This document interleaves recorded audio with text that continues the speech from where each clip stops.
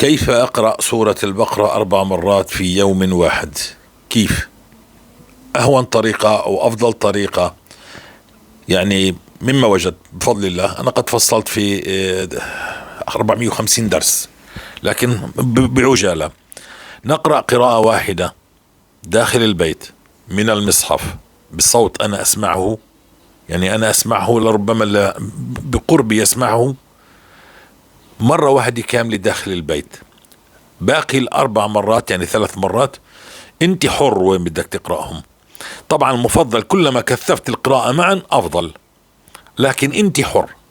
أنا كنت أقرأهم في الصباح والعصر والمغرب والعشاء قبل النوم، يعني هكذا 4 مرات على راحتي على وقتي.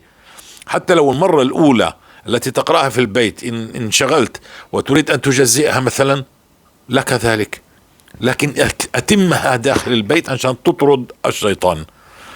فمن المصحف له أنوار المصحف، عشان هيك من المصحف فطلبت مرة واحدة. فإذا كنت حافظ فاقرأ ال3 من حفظك، لكن مرة واحدة من المصحف وداخل البيت، ولك أن تجزئها لكن أتمها بنفس اليوم. وباقي ممكن في البيت. طبعا بفضل كثير إنها تكون من المصحف وليس من الموبايل. يا جماعة المصحف له أنوار لا تستطيع الشيطان. المصحف هذا كتاب الله، الموبايل هذا موبايل، هذا كلام الله وهذا كتاب الله. فهنا بتفرق، مفهوم؟ بتفرق كثير. للشياطين بتفرق كثير، عليك انت بتفرق كثير. لما انت تبدأ تقرأ بتصير تشعر بهذا الأمر. ثم إن هناك أنوار للمصحف، أنوار تراها بعينيك بعد المداومة والإكثار على سورة البقرة، وعندما تخلع هذه الشياطين سترى شيء جميل بإذن الله تعالى. والسر في قراءة سورة البقرة 4 مرات هو لربما إنك أنت يعني تعيش مع سورة البقرة 4 مرات، لربما شهرين 3 ثم ترجع إلى مرة واحدة. السر في القراءة 4 مرات إنها ستمحق كل الباطل الذي في رأسك. نعم، سورة البقرة هي عقل مدبر، ستمحق كل الباطل وستبطل كل الأسحار وستنهي كل العيون والحسود، كل الذي تراكم عليك منذ الولادة إلى يومنا هذا 4 مرات. مرة مش رايحة تكفيك، مرة فيها بركة، مش ال4 فيها محق.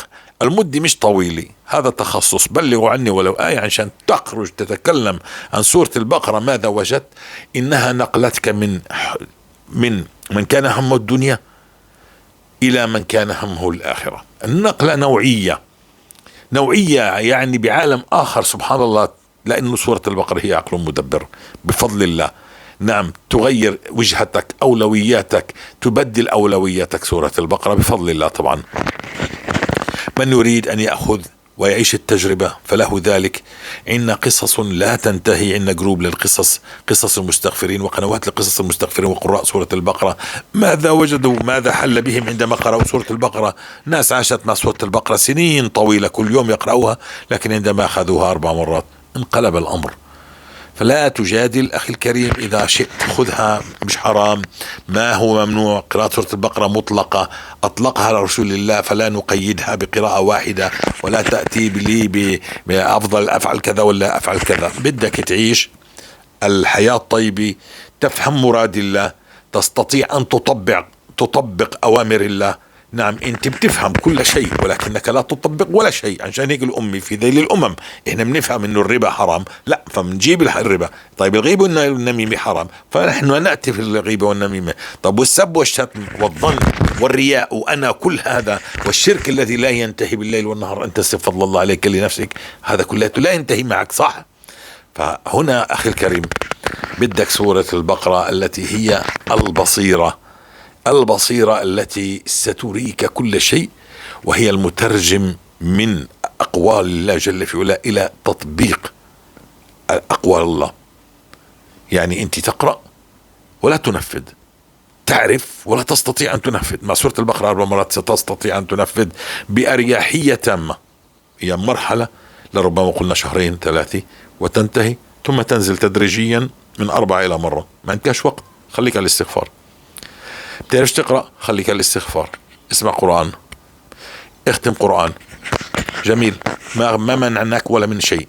لما أقوله لا تقوى النية. الله يرضى عليكم، فتح الله عليكم. فيقرأ سورة البقرة من المصحف مرة واحدة بصوت، والباقي طبعا اللسان والشفتين دائما يتحركوا. بالاستغفار اللسان والشفتين يتحركوا، مش بحاجة للصوت. لكن بقراءة القرآن انت بحاجة للصوت، لانه هذا القلب لا يخشع. انت تقرأ قرآن ربما حافظ لكتاب الله ولكنك فظ غليظ، فقراءة القرآن بصوت ستلين هذا القلب، تصبح انسان اخر مختلف. نعم، تقرأ في قلبك. نعم، ألهم قلوبا يفقهون بها؟ القلب يبدأ يفقه عندما تزيل هذا الران وهذه الغشاوة التي على القلب. السلام عليكم ورحمة الله وبركاته.